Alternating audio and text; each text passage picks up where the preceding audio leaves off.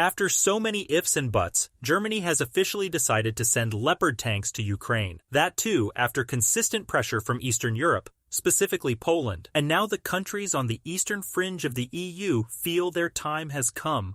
The war in Ukraine is tilting the balance of power toward the east, with new thinking and fresh leadership on the cards.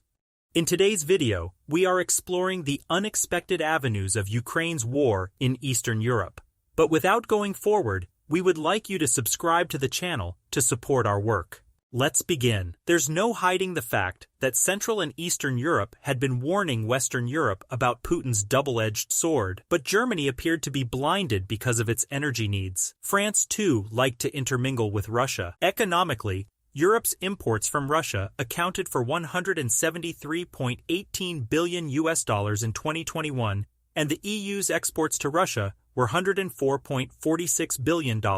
German and French argument was simple. An interdependence with Russia would ensure that no new war would happen on the European battlefield. They were wrong. The cries of ex-Soviet orbit countries fell on deaf ears, as most of Europe's decision-making was then dominated by the EU's founding members, including Germany and France. But now, this trend has started to change, and it appears that Eastern Europe is reaping the unexpected benefits of the biggest European crisis since the Bosnian War of the 1990s. Perhaps the unforeseen opportunity is best utilized by the country from where the Second World War was triggered. Poland, normally called a small pawn among big European players, took center stage during the Ukraine war.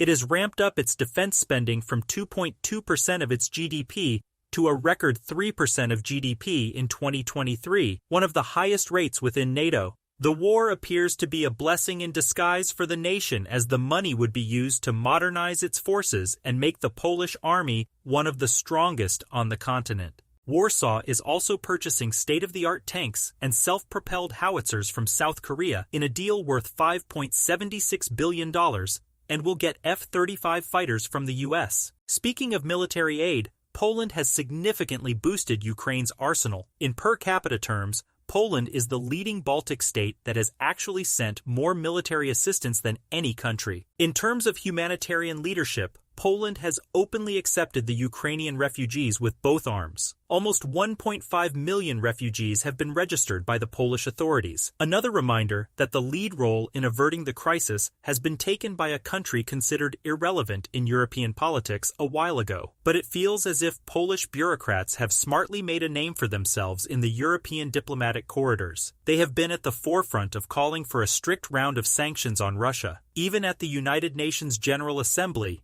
this Eastern European country has voted in favor of calling Russian aggression a crime against humanity. The unexpected benefit, you may ask? Poland could use all this to its advantage. For instance, it can resolve a long-standing row with the EU. The European Commission has accused Poland of meddling with its laws and tainting its judiciary. As a result, the EU has put a block on Poland's post-pandemic funds of around $37 billion.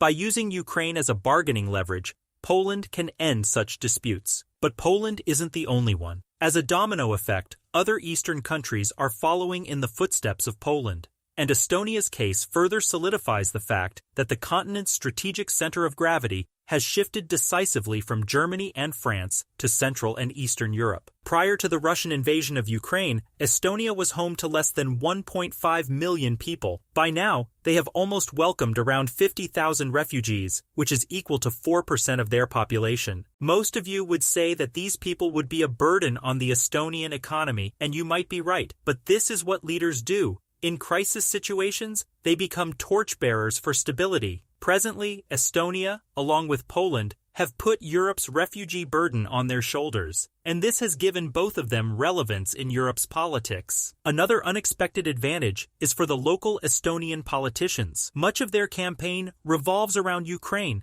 In fact, the current Prime Minister, Kaja Kallas, is a vocal supporter of Kiev and has been able to establish bilateral ties with European countries after the war. So, the small Estonia, which was rarely heard of in European centers, is now cherished for its frontline role to support Ukraine. And Prague, too, isn't immune from this limelight, especially when it showed some leadership skills during last year's EU presidency. Czech Republic might be a landlocked country, but this small country has done better things than bigger European states. In July 2022, it got the presidency of the Council of European Union from France, during which it did wonders. Czechs were the first ones to call for the reconstruction of Ukraine. It also gave generators to Kiev and sent health and basic necessities. Under the Czech presidency of the EU, Brussels also intensified engagement efforts in the Western Balkans. In mid-December, Bosnia and Herzegovina officially became a candidate, while Kosovo was, at long last, given a green light for visa liberalization,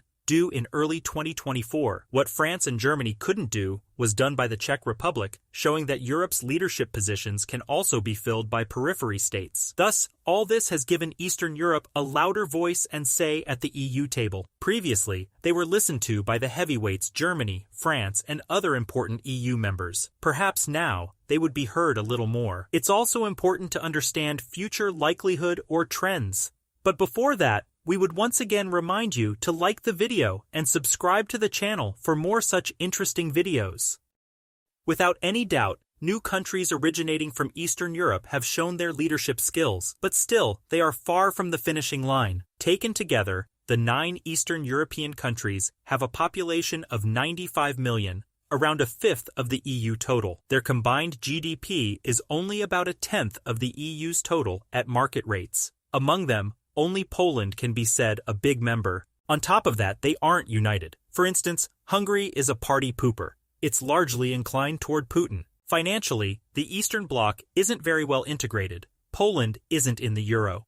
Warsaw also has conservative tendencies when it comes to gay rights and abortion laws. In such circumstances, it would be difficult for them to take leadership roles in European politics. And the 9 Bucharest countries get more for the EU budget than they pay in. Without any economic might, they cannot influence the European political order. Most importantly, Eastern Europe is also critical of France's idea of strategic autonomy. Poland and the Baltics see NATO, and thus America, as the guarantor of their borders. Such an attitude might hinder Eastern Europe's quest to dominate decision-making. But once again, these are all based on ifs and buts, and the exact future cannot be predicted. We just highlighted these issues in the politics of Eastern Europe, just to give you an idea that more needs to be done by Poland, Budapest, the Czech Republic, and other states to have more say in future European issues. War in Ukraine might have changed Europe's territorial boundaries for some time, but there is another significant change that we are seeing.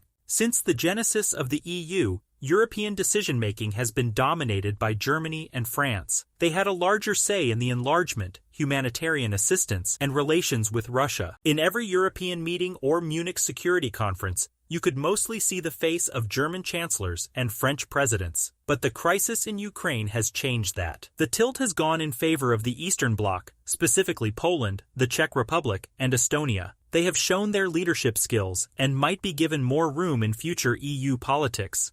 Let's hope the rise of Eastern Europe results in prosperity for the entire of Europe.